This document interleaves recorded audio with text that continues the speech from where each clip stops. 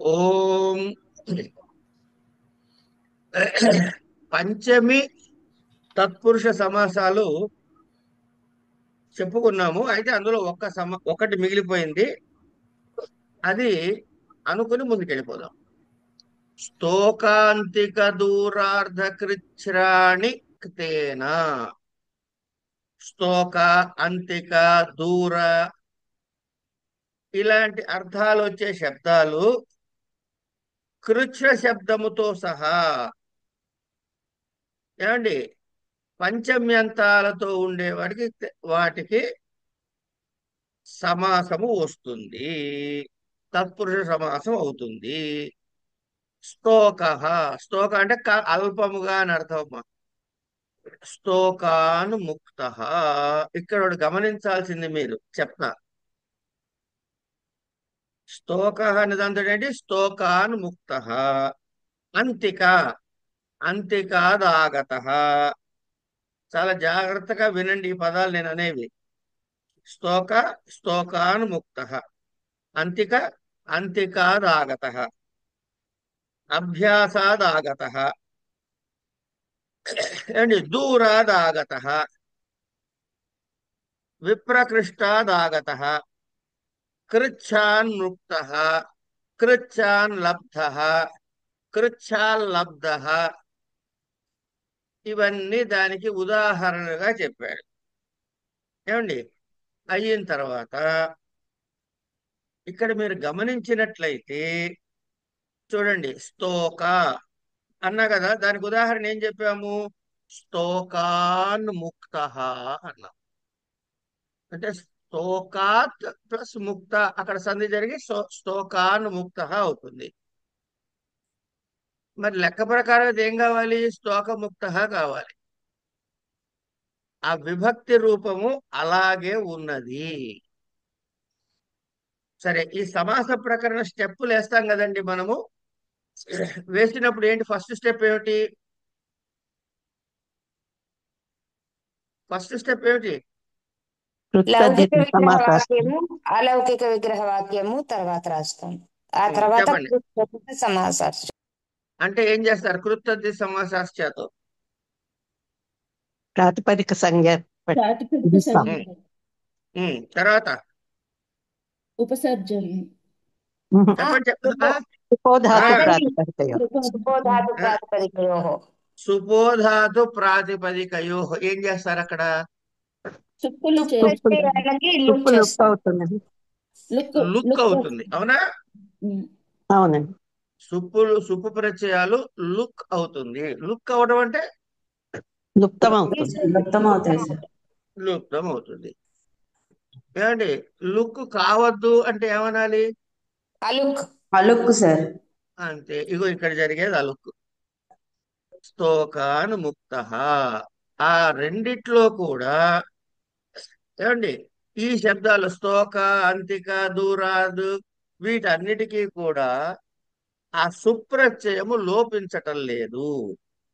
ఎందుకు అంటే పంచమ్యాహ స్తోకాదిభ్య అనే ఒక సూత్రముతో, ఆ తర్వాత చదువుకుంటారు మీరు, ఆ సూత్రం వస్తుంది. దానితో ఇక్కడ లుక్ రాదు ఇక్కడ మనకి. ఇది అలుక్. కనుక దీన్ని అలుక్ సమాసము అంటాము. దీన్ని ఏమంటాము? అలుక్ సమాసం సార్. అలుక్ సమాసము. కనుక అక్కడ లోపించదు. అప్పుడు ఏమైంది? లౌకిక విగ్రహ వాక్యము ఒకేలా ఉంది, సమాసము చేయగా వచ్చింది ఒకేలా ఉంది. కంఠే కాలాహ కపర్థాహ అని చెప్పి శివుడి స్తోత్రంలో కంఠే కాలాహ అక్కడ సప్తమి కనపడుతుంది చూడండి, అది సమాసమే, అలుక్ సమాసమే. కనుక ఈ ఈ అలుక్ సమాసాలు మీకు పంచమిలోను సప్తమిలోను కొన్ని రూపాలు కనబడతాయి అక్కడక్కడ. పంచమి తత్పురుషులోను సప్తమి తత్పురుషులోను అలుక్ సమాసాలు కనబడతాయి. సరే, అంతే. ఎంత మించి ఇందులో చెప్పారు. మరి అయితే లౌకిక విగ్రహ వాక్యము ఒకేలా ఉండి సమాస రూపము ఒకేలా ఉంటే ఏం సాధించినట్టు? ఇప్పుడు సమాసం చేసాము, చెయ్యలేదు, రూపంలో ఏం మార్పు లేదు. కదా. ఇప్పుడు లౌకిక గృహకు ఏం చెప్తారండి? స్తోకాన్ ముక్త అనే చెబుతారు. కనుక ఇక్కడ ఏమిటి వచ్చిందయ్యా అంటే సమాసము చేయటం ద్వారా ఇక్కడ సమాసము చేసినప్పుడు దీనికి ఒక స్వరము వస్తుంది. మీకు అది చూశారు కదా. ఏది? ఇంద్రస్యతు. అందులో ఈ స్వరము వలననే కదా అది షష్ఠీ తత్పురుషగా తీసుకోవాలా లేకపోతే బహువ్రీహిగా తీసుకోవాలా నిర్ణయం జరిగింది. కనుక పూర్వ ప్రకృతి మీద ఏదైతే స్వరము వస్తుందో దాని ఆధారంగా మిగతావన్నీ చెబుతారన్నారు. కనుక ఆ స్వరము రావటం అన్నదే ఇక్కడ దీని యొక్క లక్ష్యము, అంతకుమించి ఇంకేం లేదు. తర్వాత షష్ఠీ. షష్ఠీ షష్ట్యంతమైనటువంటిది పదము సుబంతము సమర్థమైన సుబంతముతో సహా సమసిస్తుంది. అది తత్పురుష సమాసం అవుతుంది. ఉదాహరణకి రాజ్ఞ పురుష రాజపురుష. ఏమండి? అయితే ఈ షష్ఠిలో మనకి కర్తృకర్మణో కృతి అనే మనం కారక ప్రకరణలో చెప్పుకున్న దగ్గర అక్కడ షష్ఠీ విభక్తి వస్తుందని చెప్పారు.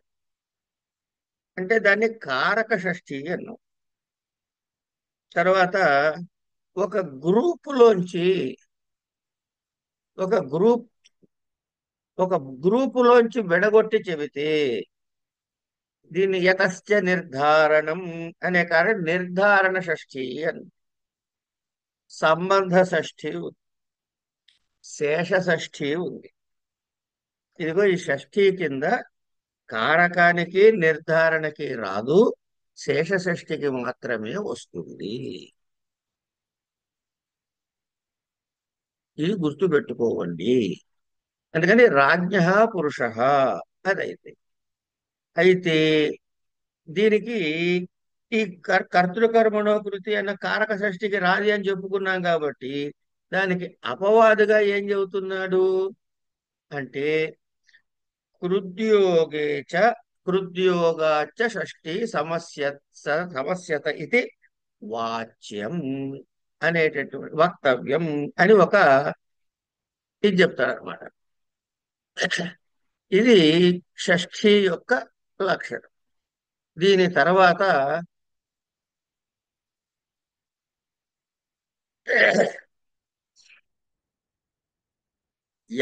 యాజకాదిభిశ్చ అన్నారు. షష్ఠి దేనికోసం? షష్ఠి అనేది పైనుంచి తెచ్చుకుంటాం మళ్ళీ. యాజకాదిభిశ్చ అంటే యాజక ఆదిభిహి అంటే ఇది ఒక గణము అని తెలిసిపోయింది కదా. ఆది శబ్దం ఎప్పుడైతే వచ్చిందో అది ఒక గణము, యాజకాది గణము అంటాం. ఈ యాజకాది గణములో ఉన్న వాటికి షష్ఠీ విభక్తి వస్తుంది. ఇది ఎందుకు చెప్పాలండి? ఇప్పుడు యాజకాది విషయాన్ని చెప్పకపోతే జరిగే నష్టం ఏమిటి? ఇంతకుముందు చెప్పారుగా ఆల్రెడీ షష్ఠి అనే సూత్రంతో వచ్చేస్తుంది ఇక్కడ.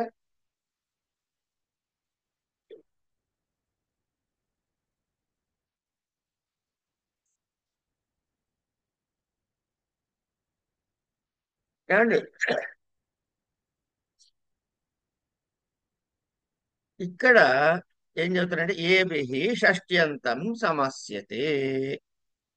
ఎందుకుట అంటే ఇప్పుడు ఒక సూత్రం చెప్పారు. ఏమిటది? షష్ఠి అని సూత్రం చెప్పారు. దీనివల్ల షష్ఠి విభక్తి వస్తుంది.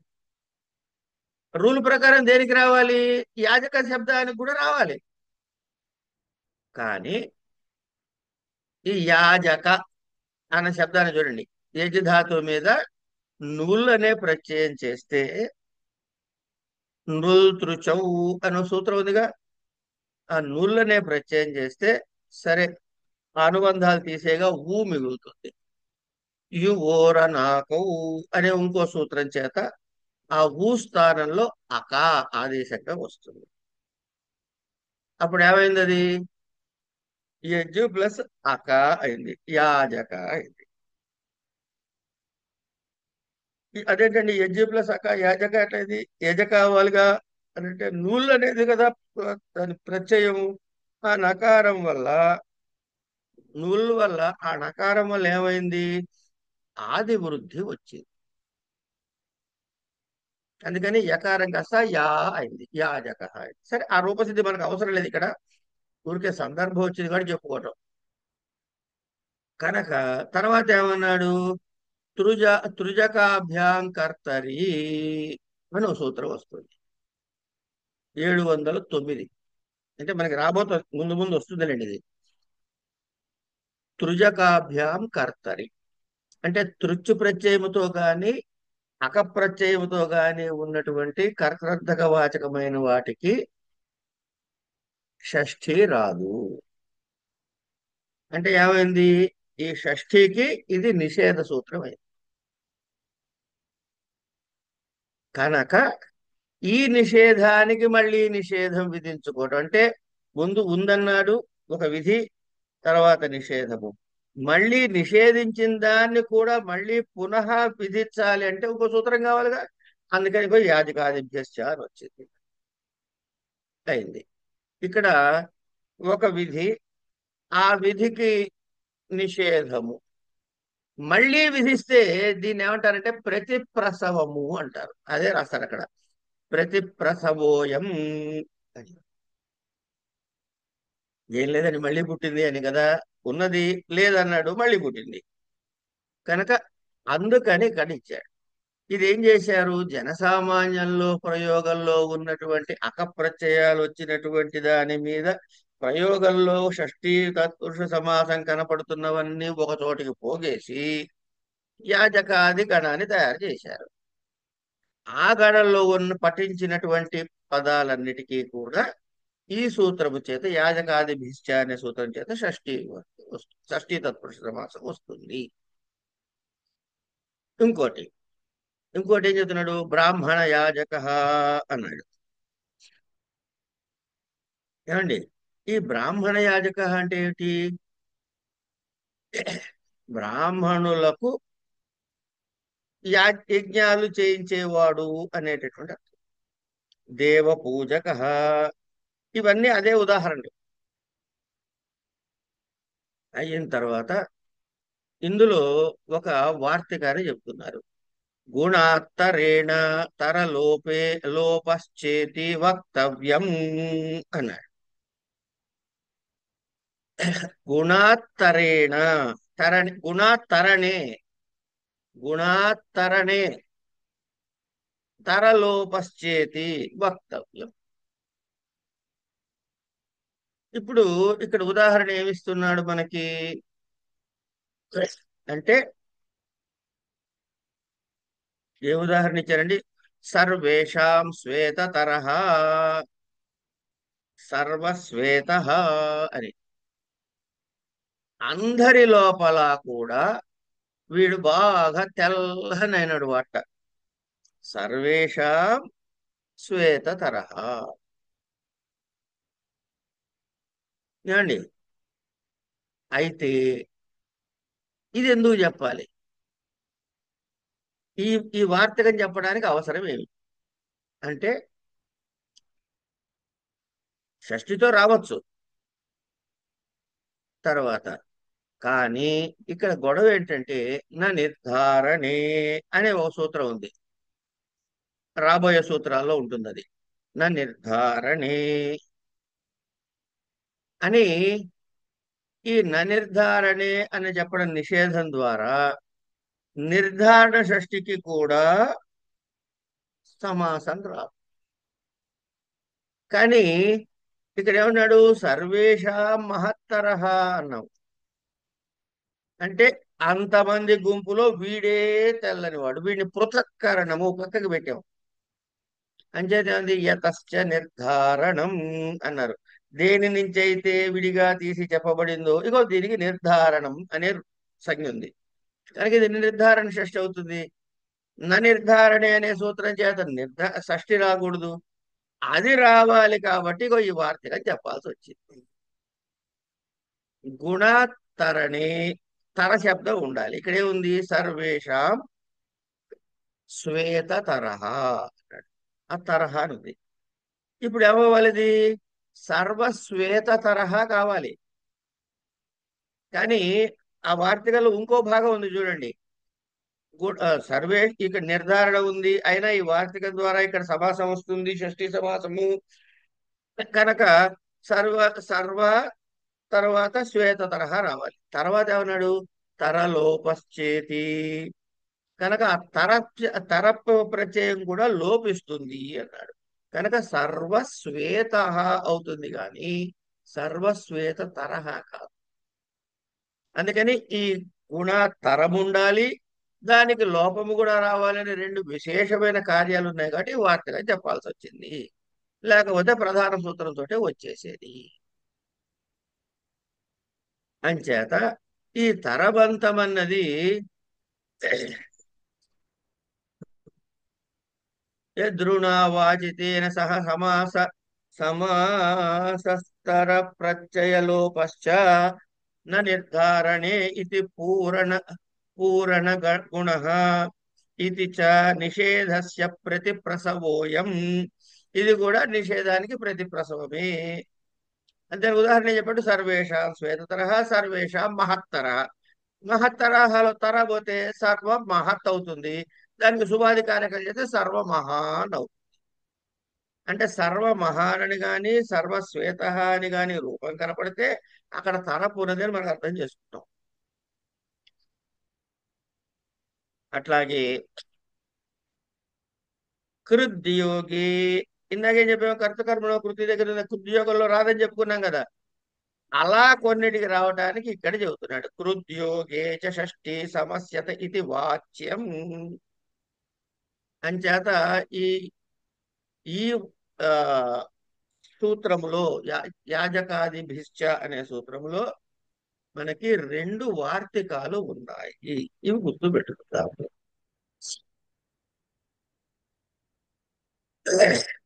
కృద్యోగే చ షష్ఠీ సమస్యత ఇది వాచ్యం. యద్భశ్చ వ్రశ్చనః యద్భ్రశ్చనః. వ్రశ్చన అంటే వేరు చేసేవాడు అని. యుద్ధము అంటే కర్రలని, యాగంలో హోమంలో వేసే కర్రల్ని యుద్ధమాలు అంటాం. ఆ యుద్ధమాలని ముక్కలు చేసుకుని పెట్టుకుంటారు. కనుక ఈ వ్రశ్చన అన్నది ముక్కలు చేసే వాడు అని వ్యుత్పత్తి చెప్పుకోవచ్చు. ముక్కలు చేసేందుకు వాడే సాధనము గొడ్డలో ఏదో అదైనా చెప్పుకోవచ్చు. రెండు కూడా కర్తృ కర్మణో కృతి అన్నారు కాబట్టి ఇది కృద్యోగం అవుతుంది. వ్రశ్చన దేనికి? యుద్ధమశ్చ. కనుక కృద్యోగంలో ఉన్నా కూడా నిషేధం ఉన్నదానికి మళ్ళీ చెప్తున్నారు కాబట్టి ఈ రెండు వార్తకాల యొక్క ఆవశ్యకత వచ్చింది. నా నిర్ధారణే తర్వాతి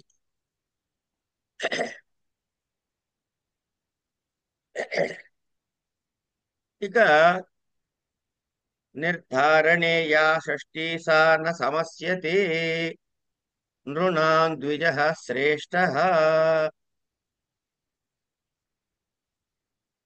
నరులలో బ్రాహ్మణుడు శ్రేష్ఠుడు అని దీని తాత్పర్యం. ఇక్కడ సమస్య ఇది షష్ఠి, ఇది రావట్లే, సమాసం రావట్లే. ఎందుకు? ఈ గ్రూపులోంచి విడగొట్టి ఒక బ్లాక్ చెబుతున్నాం కనుక దీన్ని నిర్ధారణ చేస్తున్నాం. యతశ్చ నిర్ధారణ, దీని నుంచి ఇది విడగొట్టి చెప్పినది. ప్రతిపద విధాన షష్ఠీన సమస్యతి ఇది వాచ్యం. ప్రతిపద విధాన షష్ఠీ న సమస్యత ఇది వాచ్యం. ఇప్పుడు ముందు చెప్పినటువంటి సమాసాలు వస్తుంటే ఇక్కడ ప్రతిషేధాలు చెబుతున్నాడు. ఇక్కడి నుంచి దేనికి రాదో చెబుతున్నాడు. షష్ఠీ తత్పురుషులు ఏవేవి వస్తాయో చెప్పేశారు. ఇప్పుడు ఏవేవి రావో చెబుతున్నాడు అనమాట. నా నిర్ధారణే, నిర్ధారణే అనే దానిలో షష్ఠి ఉంది. ఏదైతే ఉందంటే నిర్ధారణ షష్ఠి ఉందో దానికి నా సమస్యతే, సమస్యించదు. ఎట్లా ఎట్లా నిర్ధారణ చేస్తావు అంటే మనం దేని నుంచి విడగొడతామండి? జాతి గుణ క్రియాదుల అనే సముదాయం, జాతి సముదాయము, గుణ సముదాయము, క్రియా సముదాయము, ఇట్లా జాతి గుణ క్రియాది సముదాయాల్లోంచి పృథక్కరణం అంటే వేరు చేసి చెప్పుట. ఏమన్నాడు ఆయన? నరహ ఏంటండి చెప్పేది? నృణాం నరులయందు ద్విజః శ్రేష్ఠ. నృణాం అనే ఒక జాతి నుంచి ద్విజః అనే ఒక భాగాన్ని పృథక్కరణం చేశాం కాబట్టి ఇది నిర్ధారణ షష్ఠి. సముదాయం నుంచి ఏకదేశస్య ఒక భాగాన్ని, ఏకదేశం అంటే ఒక భాగాన్ని, దాన్ని పృథక్కరణాన్ని నిర్ధారణం అంటారు. ఏమండి? ఇంకోటి, మనుష్యులలో మనుష్య జాతి, మనుష్యులలో క్షత్రియుడు శూరతముడు, వాడికి శౌర్యం ఎక్కువగా ఉంది. ఏమండి? ఇది గుణవాచకం. కృష్ణ గవాం సంపన్న క్షీరతమా, పాలు ఎక్కువగా ఇస్తుంటారు, నల్లటి ఆవు. ఇది క్రియకి ఒక ఉదాహరణ. ఇట్లా రకరకాల ఉదాహరణలు చెబుతారు. ఇక్కడ విషయం ఏంటంటే నిర్ధారణ షష్ఠికి సమాసము రాదు. అయితే జ్ఞాన సంబంధము ప్రతిపది విధాన షష్ఠి న సమస్యత ఇది వాచ్యం.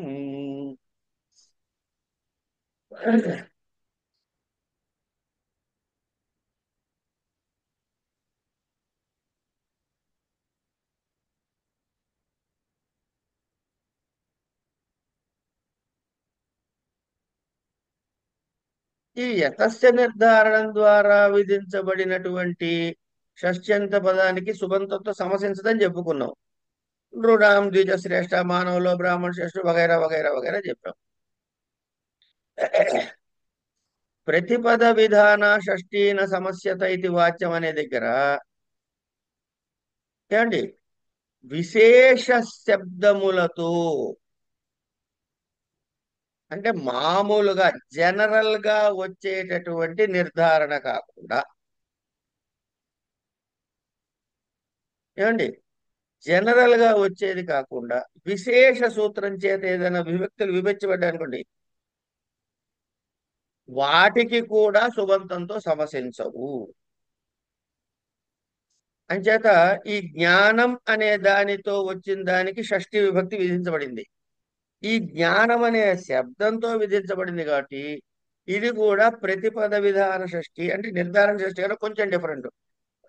దీనికి కూడా రాదయ్యా అని దీన్ని కూడా తొలగించడానికి ఈ వార్తికం చెప్పుకోవాల్సి వచ్చింది.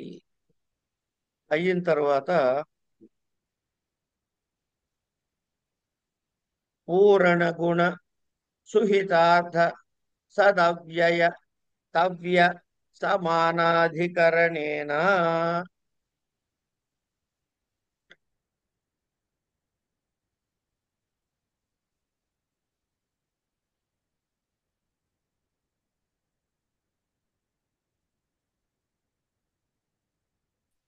పెట్టా.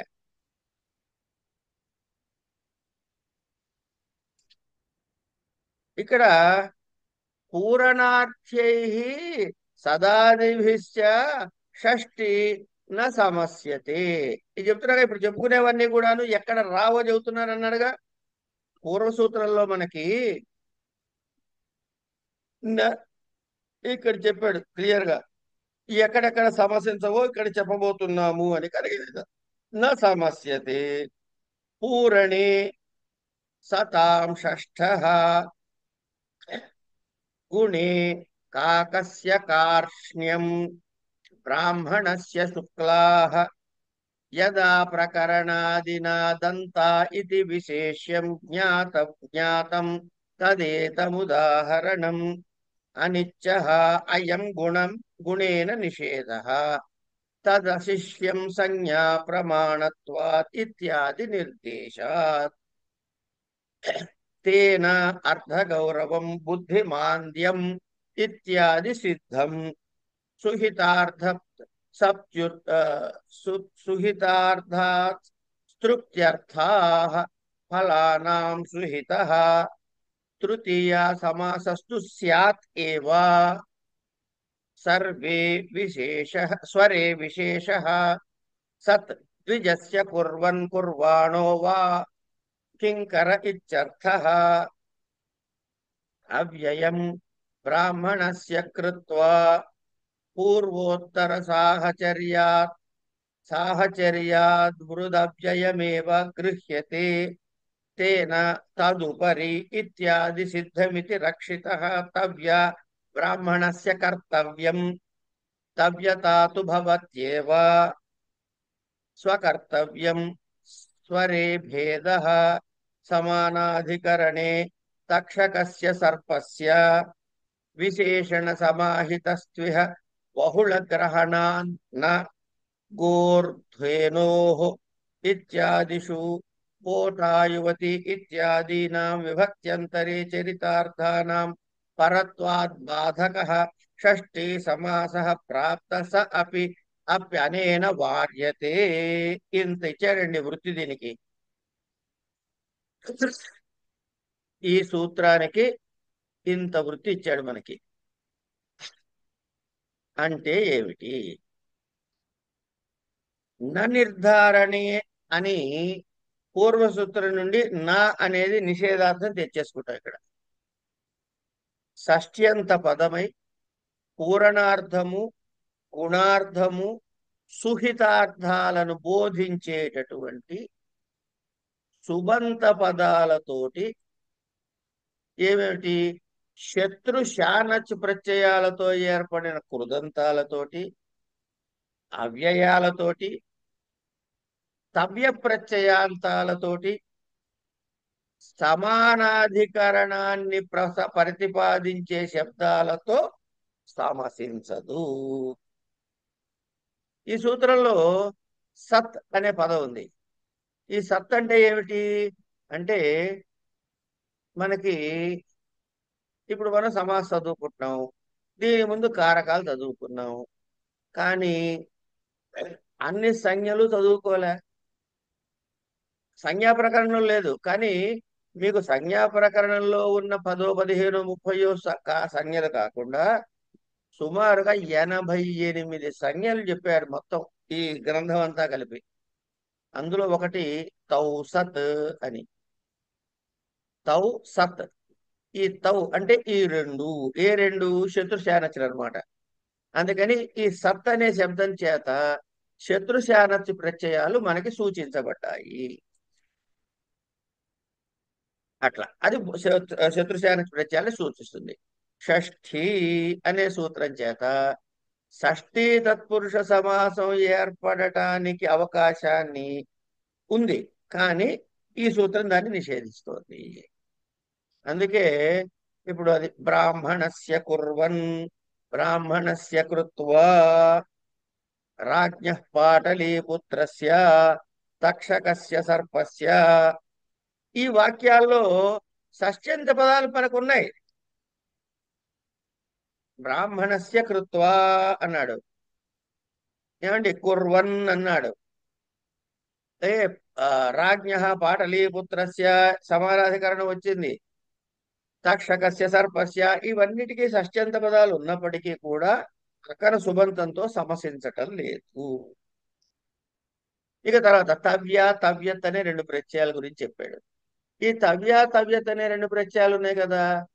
తవ్య ప్రత్యయాంతమైన శబ్దంతో సమాసం నిషేధం చెప్పారు, కానీ తవ్యత్ ప్రత్యయాంత శబ్దంతో చెప్పబడలేదు. అందుకని స్వస్య కర్తవ్యం అంటే తన కర్తవ్యము, సర్వకర్తవ్యం అనేటటువంటి ఈ రెండు కూడా, అంటే స్వస్వ కర్తవ్యము తన కర్తవ్యమని, సర్వకర్తవ్యం అనే షష్ఠీ తత్పురుష, ఈ రెండూ కూడా సాధు ప్రయోగాలు అవుతాయి. ఎందుకు అవుతున్నాయి? కర్తవ్యం అని తవ్య ప్రత్యయంతో చెప్పలేదు కాబట్టి ఇక్కడ సమాసం కుదురుతుంది. తవ్యతో కుదరదు కాబట్టి స్వస్య కర్తవ్యం దగ్గర స్వస్య దగ్గర కుదరట్లేదు అని ఈ రెండిటికి కూడా తత్పురుష సమాసం సాధువే. అంటే ఇక్కడ కర్తవ్యం అనేది కృదంతమైన తవ్యత్వ ప్రత్యయంతో ఏర్పడింది, తవ్య ప్రత్యయంతో ఏర్పడలేదు. నిషేధం దేనికి చెప్పాడు? తవ్యకి చెప్పాడు.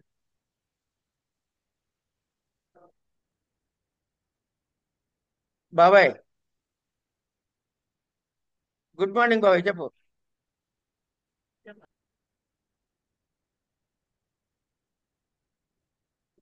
కనుక ఈ తవ్యత్తు ప్రత్యయార్థం కాబట్టి సమాసం వస్తుంది. అలాగే పోట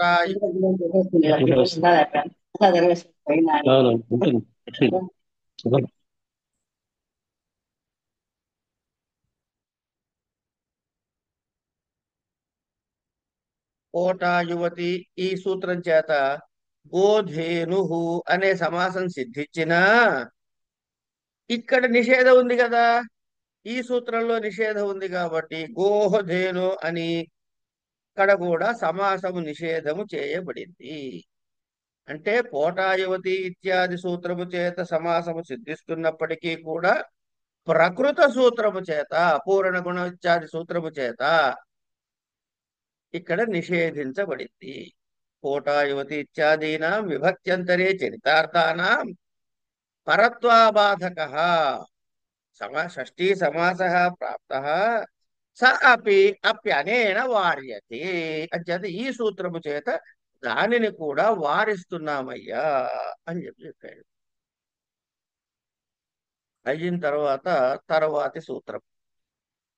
తర్వాత సూత్రం ఏంటి? గురువు గారు, ఆ, తవ్య ప్రత్యయము తవ్యత్ ప్రత్యయము రెండిట్లో బ్రాహ్మణస్య కర్తవ్యం అని అక్కడ కూడా తవ్యత్తే ఉంది కదా. ఆ రెండింటికి స్వకర్తవ్యంలో వస్తుందని చెబుతున్నాడు. రెండు తవ్యత్ ప్రత్యయాలే. కానీ బ్రాహ్మణస్య కర్తవ్యం కూడా వస్తుంది అంటున్నాడా? వస్తుందనే చెప్పాడు కదా, రెండింటికి వస్తుందనే చెప్పాడు. ఉహు. కానీ రెండింటికి సమాసం వస్తుందనే కానీ తవ్య ప్రత్యయంతో సమాసం నిషిద్ధం అంటున్నాడు. అవును, తవ్యతో నిషిద్ధమే. దానికి ఎగ్జాంపుల్ ఏమిటి? ఇక్కడ మనకి రెండిటికి దేనికి ప్రత్యయానికి రాదు, స్వస్య కర్తవ్యం సర్వ కర్తవ్యం అనే రెండు దగ్గర రెండు అని షష్ఠీ తత్పురుష సాధువే అన్నాడు. మీకు అక్కడ చూడండి ఒకసారి, తవ్య మరియు తవ్యత్ అనే రెండు ప్రత్యయాలు ఉన్నాయి. ఈ సూత్రంలో తవ్య ప్రత్యయాంతం మాత్రమే నిషేధించబడింది. ఎందుకు? పూరణ గుణ సుహితార్థ సదవ్యయ తవ్య అంతవరకే చెప్పాడు. కనుక తవ్య ఏమండి? నిషేధానికి ఎగ్జాంపుల్ ఏమిటి? ఏదండి? తవ్య ప్రత్యయానికి నిషేధం ఉదాహరణ ఏమిటి? ఇచ్చాడు కదండి. ద్విజస్య కుర్వన్ అనేది శత్రు ప్రత్యయం కదా, అంటే తవ్య ప్రత్యయమే కదా. ఉహు. అది సత్తు కదా, అది సత్తుకి ఎగ్జాంపుల్, తవ్య కాదు, అది సత్తుకి. మీకు శత్రుశానచులు సత్తుకి ఎగ్జాంపుల్ అమ్మా. అది సత్తుకి, దానికి అది కాదు. Okay okay okay.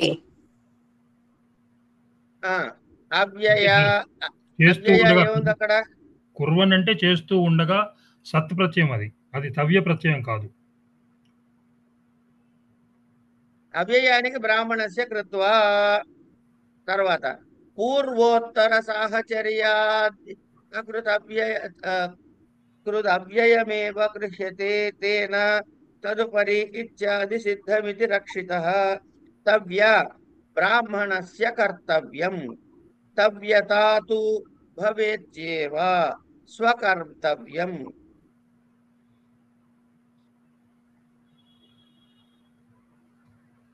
కర్తవ్యం తవ్య బ్రాహ్మణస్య కర్తవ్యం అంటే తవ్యత్ ప్రత్యయం కదా, అది తవ్య ప్రత్యయం కాదు కదా. కర్తవ్యం అవును, తవ్యకి ఎగ్జాంపుల్ ఇవ్వాల, కానీ తవ్య కింద రాశాడు అది. అది ఓకే, సరే చూద్దాం. ఓకే. తేన చ పూజాయాం మతి బుద్ధీతి. తేన చ పూజాయాం మతి బుద్ధి ఇతి సూత్రేణ విహితో యః తదంతేన షష్ఠీన సమస్యతే. రాజ్ఞాం మతో బుద్ధః పూజితో వా రాజపూజిత ఇత్యాదౌ తు భూతే తాంతేన సహ తృతీయ సమాసః.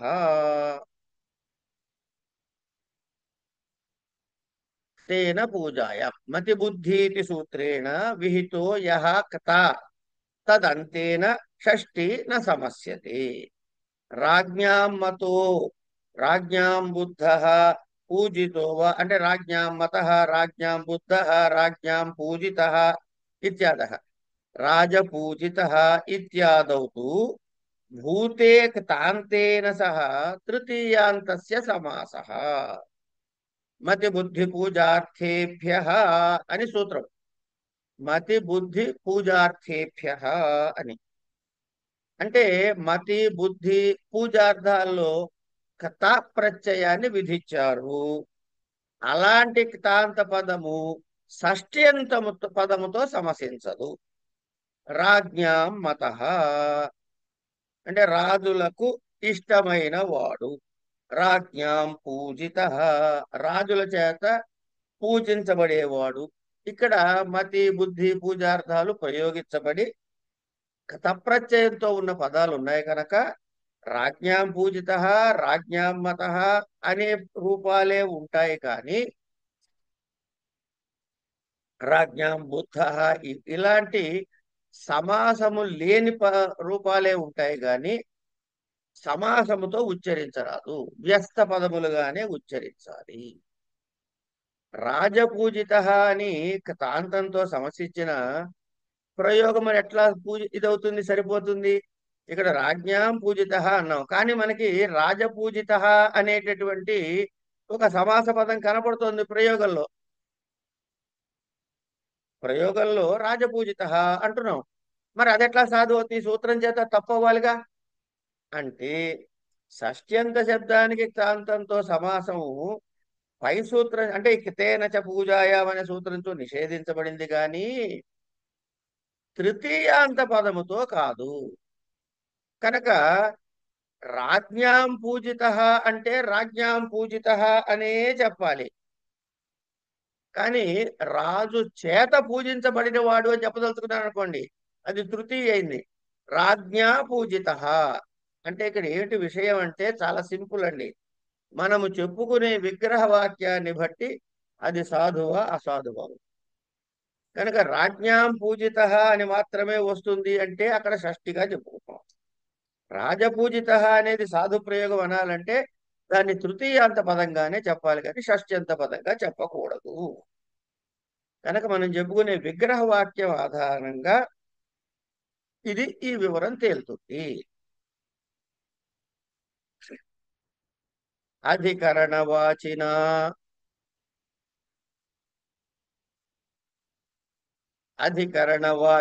చ తేన షష్ఠీ న సమస్యతే. ఇదమేషాం ఆసితం గతం భుక్తం వా.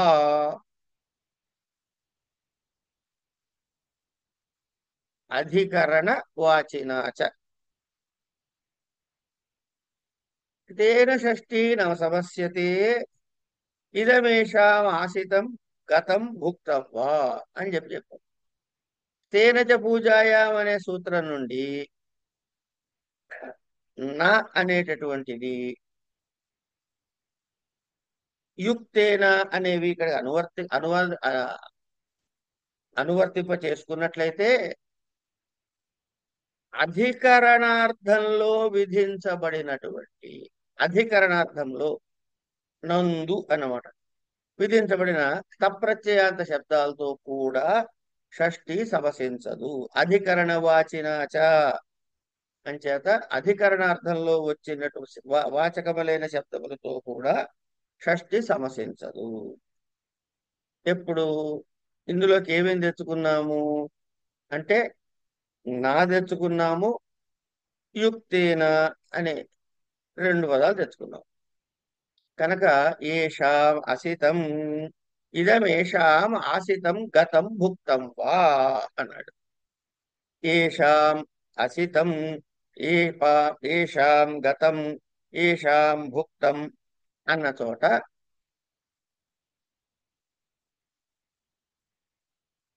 ఇది వేరే సూత్రం చేత ఇక్కడ అధికరణార్థంలో తప్రత్యయం ప్రయోగించబడింది. ఈ అధికరణార్థములో తప్రత్యయం ప్రయోగించగలదు కాబట్టి ఈ సూత్రం ప్రకృత సూత్రం చేత అధికరణ వాచినాచ అనే సూత్రం చేత అక్కడ మనకి షష్ట్యంతంతో సమసించదు. కనుక ఈ తప్రత్యయం దేని వల్ల వచ్చింది అంటే అన్య సూత్రము చేత అధికరణార్థంలో విధించబడింది కాబట్టి. కనుక పై సూత్రం చేత తత్పురుష సమాసం రాదు. కనుక విడివిడిగా వ్యస్తంగానే మనం చెప్పాలి. ఏషాం అసితం, ఏషాం గతం, ఏషాం భుక్తం అనే మాత్రమే ప్రయోగించాలి అని. ఓయ్